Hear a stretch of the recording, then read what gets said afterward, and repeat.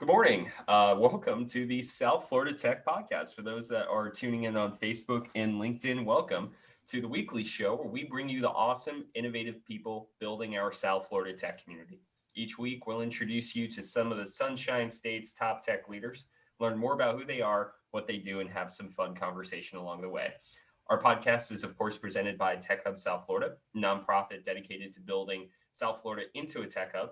And we are also really excited to have Yuha with us today as the celebrity co-host, filling in for his wife, Joe, both of Brain Station, who are great partners with the podcast. Yuha, thank you so much for filling in today. Joe, thanks for having me. I'm super excited, and I'm a huge racing fan, so pumped to be here with Dimitri too. It's going to be a fun time today. We brought in the expert for the conversation for sure. Of course, want to give a shout out to our sponsors at Emerge Americas. They just announced their dates coming up in April of 2022 as part of Miami Tech Week 2022. I've been waiting for this event to come back around. In Miami Beach, over 40 organizations and 250 speakers around the world so far.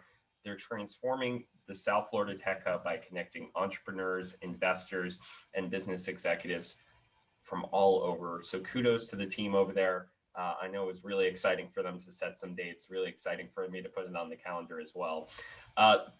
So we are really lucky to have a fun conversation on motorsports games today with Dimitri, the CEO of Motorsports Games.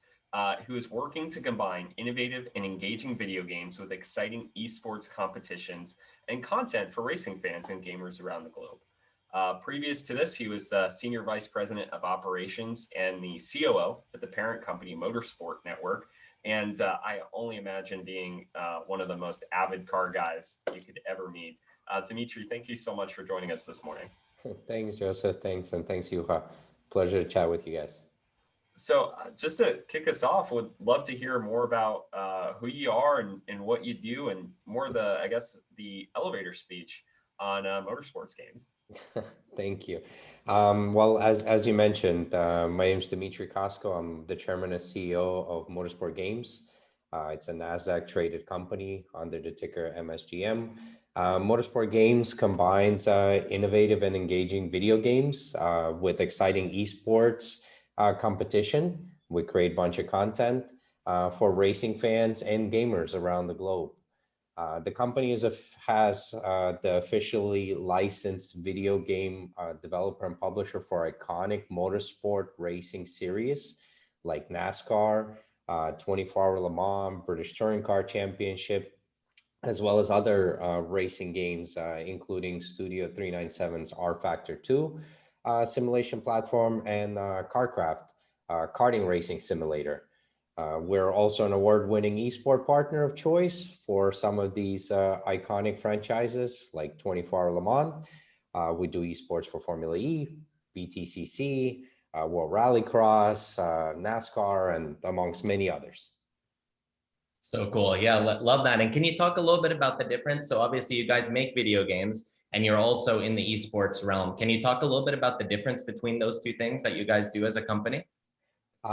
So as you probably know more than me, each one of these motorsports have their own sort of persona, their own soul, right? So our job is to really to portray this uniqueness of each one of these different motorsports through our games and esports. So we want the fans to enjoy the viewership aspect of it, and we want the participants to enjoy actual interaction with the sport.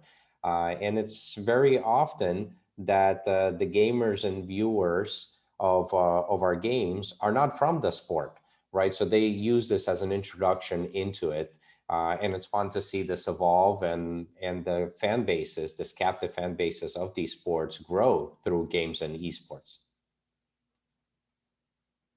So one of the things that was neat to note is, all of the headquarters here in South Florida is one thing. You have offices in Orlando, Moscow, England, and really all over. So what's the purpose and benefit of having this global presence? And are there any drawbacks nowadays with the pandemic that you've had to navigate through?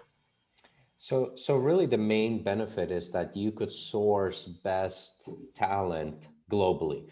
All right. There are extremely experienced and passionate individuals around the globe, passionate about racing, creating racing games, publishing racing games, creating esport competitions, that are looking to join our team. And now with the addition of CarCraft team, we were able to establish presence in Australia. So really, excuse me, really now, between the presence in US, UK, Netherlands, Russia, and Australia, we have not just ability to bring in talent local, but also to have more of a 24-hour development cycle. So some of the drawbacks are the ones that are also your benefit. Because you have this 24-hour development cycle, you need to really be good at passing on the baton, right, so to speak, to the next team over and over. But once you get that done, which we have, it's exciting to see a nonstop development of great racing games and esport products. That's really great, and I mean, such a global company. It's awesome to see all that. But obviously, the HQ is in Miami, so maybe Miami is also having a great moment right now with Formula One Grand Prix being announced for 10 years coming to the city. Really amazing for the racing scene here. What kind of brought you guys originally to Miami as an HQ, and what do you see for the future of South Florida as a hub for like motorsports technology and gaming in general? Well, we couldn't be more excited for F1 to come. We know how long it took the officials, Tom, and many others involved for this initiative to come to reality. So it's so exciting for it to actually happen.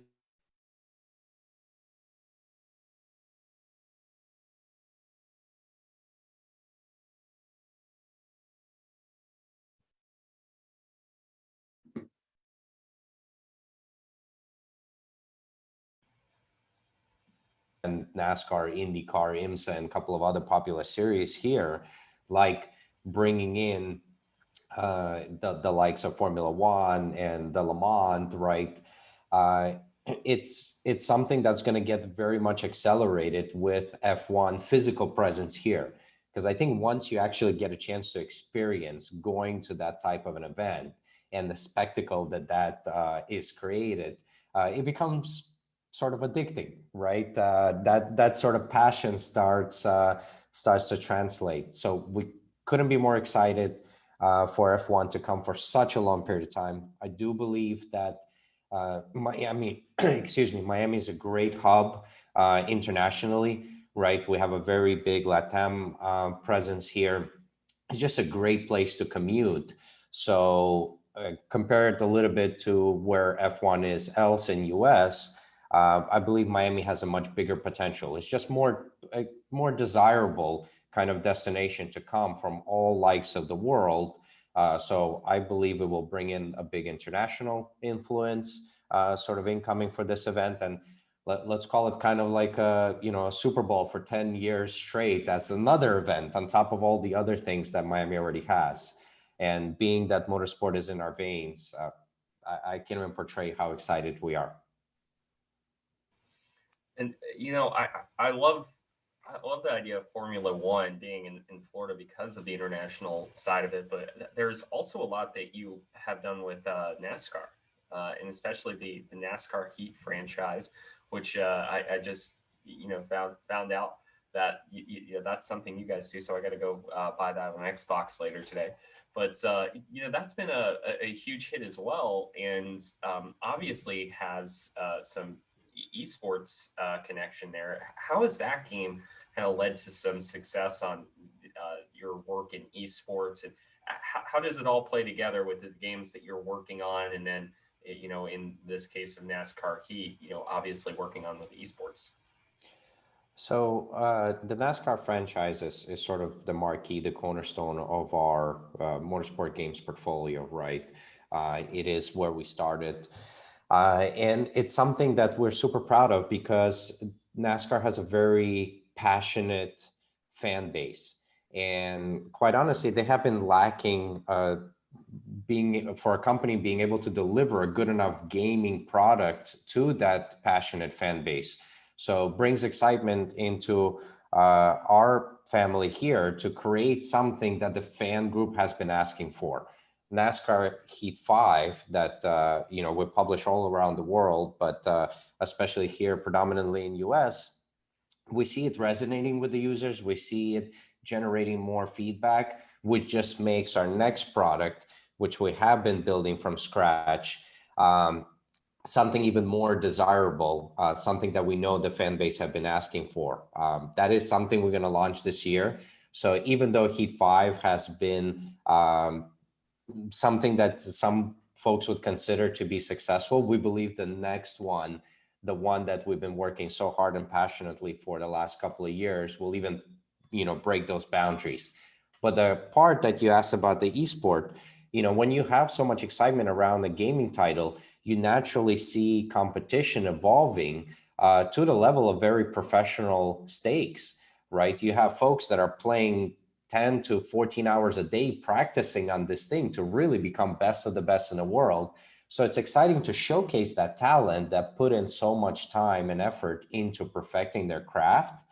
And that is something that we do with eNASCAR Pro League, where most of them are teenagers are starting to become real professional virtual drivers. And we put it on linear, Twitch, Facebook, and everywhere else to showcase that. And that drama that unfolds on track, sometimes it's really exciting. So that's a great transition to talk about kind of racing games and compared to other types of games. I mean, racing is something that actually, when you're really good at a racing game, translates to going out on the track. There's obviously big differences when you think about the physical component, but when it's the actual skill and the lines and how you're actually driving, maybe one of the only games where you could dominate in esports and then jump in a car and maybe be able to replicate that. And we've seen a few people actually being able to make that transition and race professionally. Another big issue that racing is facing right now is the cost of racing is so high. What do you think is the role of the games you guys create and esports in terms of making motorsports more accessible for people? And then also, do you see there becoming more of a merge where, one day you might have a gamer who's going to go against Lewis Hamilton for the world championship? Well, look, I think definitely these two worlds will coexist, right? Something that will help elevate the awareness and bring new audience into the motorsport, because motorsport is super exciting. And a lot of people, like you said, don't get a chance to even access that sport, whether from participation or viewership perspective.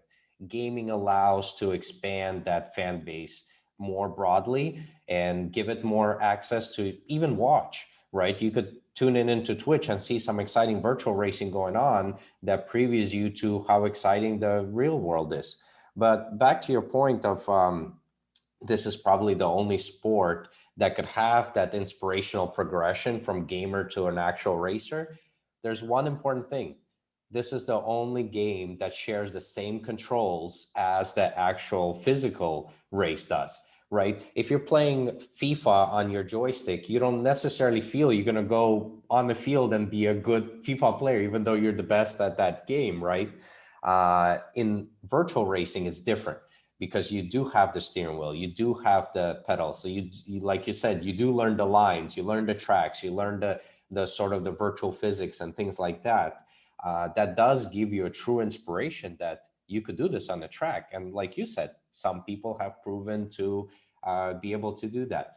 But the interesting part is that we have seen even during the pandemic part that let's call it the real world racers, right? And the virtual racers are starting to come together, and they're playing in teams, they're competing, they're going against each other or together, like we did with the Le Mans virtual event. We paired 200 of these guys, some of the most pro drivers, right? 1/3 of the entire Formula One grid was part of that event, together with all the other discipline champions and professional virtual racers. So it's already starting to blend the lines.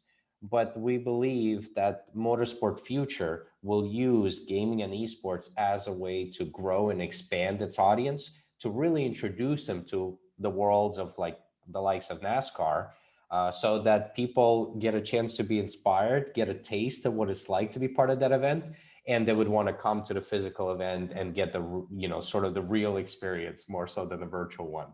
So we can't wait. So, as technology really advances, how do you see esports evolving? Is it it's something that might surpass physical sport events? Like, I know we keep on talking about it nowadays, that there's more and more attraction to the actual event aspect, the experiential aspect of esports. And personally, as a gamer growing up, I didn't realize I could get paid playing video games either. I mean, I questioned my career track at some point, but that's becoming so popular, and it's almost staggering to try and explain it to my parents, my past generation. But our current generation is getting into that. So where do you really see it all going? It's funny you mentioned that. I remember growing up playing games. Our parents would be so harsh about wasting our time on playing games. I don't know, me as a dad of three girls, I'm not sure I could have that same excuse anymore, because they really have real case studies of making tremendous amount of audience and money on doing that. But I do see games, as I was mentioning, kind of expanding the sport, expanding the audience, the size of that audience, and accessibility to the sport. So the more it crosses the virtual kind of geographical boundaries, like NASCAR could get introduced in, let's say, more of the Asian part of the world by having virtual events, virtual participation, viewership, and so on there. So much so that the actual sport might find a physical presence in other countries, right, that were predominantly in other places. So we do see it as more, let's call it a gateway into a broader audience. We see that esports will help more and more people participate. And the overall sport is gearing more towards interacting with fans, right? The fans want to influence the sport somehow. They want to know that their voice is heard in one way or another. Look at, Formula E with their fan boost initiatives, right? Every motorsport is trying somehow to engage and keep their audience even more excited than they were. So we see games and esports as like a perfect conduit into that, helping them enable from a tech component into the physical world. But one day those things are going to blend.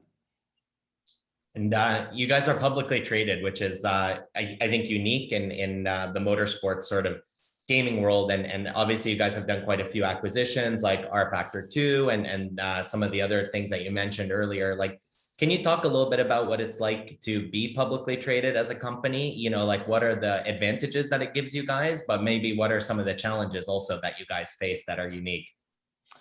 Look, I think the main advantage, right, is the fact that people take us more serious, right? That's important from partners that we partner with. That's important from talent that we bring on, and so on. We're playing the big realms. We're playing where EA's, Take-Two's, Activisions, and all of these, multi-billion-dollar companies are, and us being the same status as they are, right, held to the same standards and reporting sort of regulations, helps really elevate our level. So when we go out there and expand, it really helps tell the story that we're here to stay for a long time, and public vehicle helps us enable that expansion.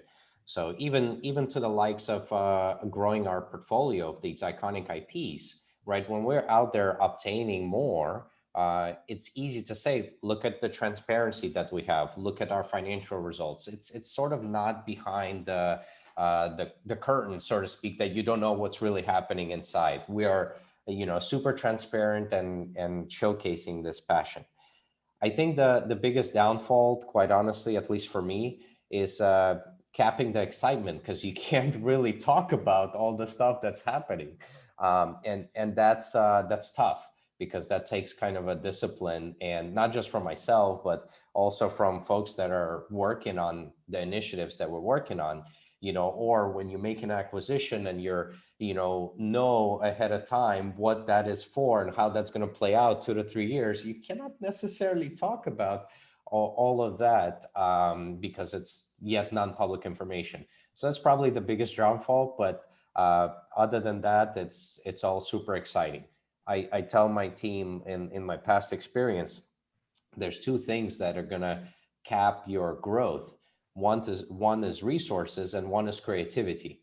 So hopefully the resources part is more of a checkbox that we could tap into resources when needed. That's one of other big benefit of the public vehicle. So now it's really how creative can we be and how innovative we could bring into these products.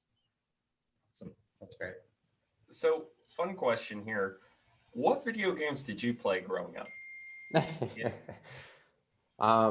Depends on which part of my adulthood, but I remember being wow effect by the first Gran Turismo that came out.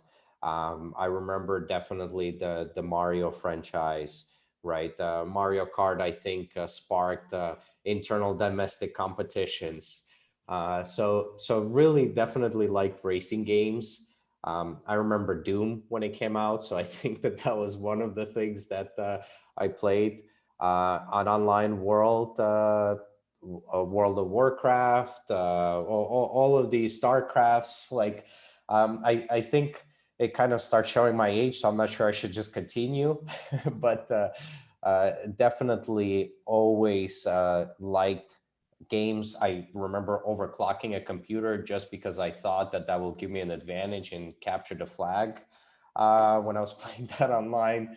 So that paired with tinkering with cars, since I was a teenager, rebuilding engines and doing street racing that I probably shouldn't have done, and all of these things, being a helm of motorsport games kind of is the crossroads of all of those passion points for me, and many of the team members. So I'm sure you could sense the excitement that I'm still trying to cap. That's awesome. That's great. And we like to end these off with some rapid fire questions for you to just get an idea a little bit more about you. So first one is what's the book on your nightstand right now? What are you reading?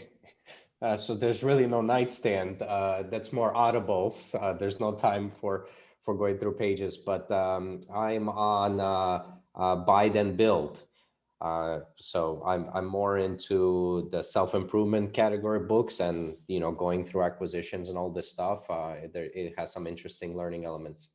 Sounds really relevant to what you guys are going through. What's the most productive time of the day for you? Mornings, evenings? When do you get your best work done? Morning. So as soon as I walk in, every day, if I could showcase, there's some, well, I can't really see, there's checklist. Every day it's a fresh checklist, and whatever was not done from the last day, I embarrass myself by transferring the last day's unfinished items into today's day. So to make sure that gets done. Nice. What time do you go to bed? Between 10:45 and 12, something around that realm. And wake up? 5:30 latest. Not Miami, but really impressive getting work done in the morning. Ahead of the sun. I like it. What's your favorite podcast other than this one, obviously? I get my daily news on Snacks Daily, by Robinhood. I like those guys. They're very funny. Because I'm a car guy, I listen to the Motor One podcast and the EV News Daily. Awesome. That's great. And do you have a motto that you live by? Sure. I tell my team probably too much, this motto that I say we could eat an elephant one bite at a time. So any big possible problem, we could tackle it just one little incremental progress towards it. Awesome. And I'm going to add one more, which isn't normally on this list. What's your favorite car? Well, right now, the 992 generation of the Porsche. Porsche guy. I like it. Awesome. Wow. I feel like you guys will get along just well in our conversation. So last question for you, Dimitri, and that's one bit of advice you would have for aspiring tech leaders, or yes, esports leaders as well, for those that are looking to really grow their career here in South Florida. South Florida is an amazing place, right? And I believe it's going to become easier and easier to attract great talent around yourself. So one of the advice is obviously surround yourself with the best you possibly can. But probably something I live by, right back to the motto, is, always challenge yourself, make daily incremental progress, kind of figure out where you're heading, and just make sure every single day, not a single day, 7 days a week, doesn't go by without making some sort of positive step. I think that rejuvenates you, pushes you to the next one, and helps you persevere through challenges, because they will for sure come. They will knock you off your feet, but even on that day, make more progress towards the right goal. It's something that has helped me quite a bit. So I hope it inspires others to do the same. Awesome. Dimitri, thank you so much for having the conversation. If anything, I always enjoy talking about video games. So, it's a good start to the day. For those who are interested in learning more about Tech Hub South Florida, you can go to techhubsouthflorida.org. And Juha, you want to give a quick plug for BrainStation as well? Yeah, I'd love to. So we're the leader for digital skills training in the world. Obviously, one of the co-founders of Wyncode originally. We've just joined the BrainStation family. Really amazing place to learn. Anybody who's looking to get technical skills. So we teach web development, digital design, digital marketing, as well as data science. And we have a number of other certificate courses so people can upskill. Everything's fully remote right now, so you can learn with the best. We have students in 90 countries. So super excited for anybody who's looking to make that transition and get some of the hard skills that can help them in their technology career. Please look us up at BrainStation, and we're looking forward to also reopening our campus in Wynwood very soon for anybody who prefers to be learning in person as well. And we got to bring some gaming influence in there. A couple of Love gaming it. artists and programmers. It'll be exciting. Let's make it happen. That sounds great. Awesome. Well, thank you guys so much for a great conversation and a great start to our Tuesday morning here. Wish you all the best today and for the rest of this week. And thanks again for joining. Thanks, gentlemen, for having me. It was fun. Yeah. Have a good day, guys. Thank you.